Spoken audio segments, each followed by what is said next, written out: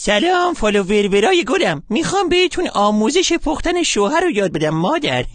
شوهر رو تو دیگی از محبت و توجه قرار میدین، با شعله کم البته، روش عشق و مهربونی میپاشید، کم بریز غرق نشه، با یه چوسه لبخند تمدارش کنین، مواد رو با قاشقی از اعصاب فولادین آروم هم بزنین، با دری از اعتماد اونو محکم کنین تا جا بیفته.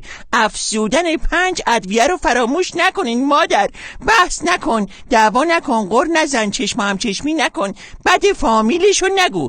در نهایت اگه دیدی درست نشد محکم درشو ببند، شعله رو زیاد کن، بذار ته بگیره بسوزه، راحت چی از دستش. والا صبر و تحملم قدی داره، حدی داره.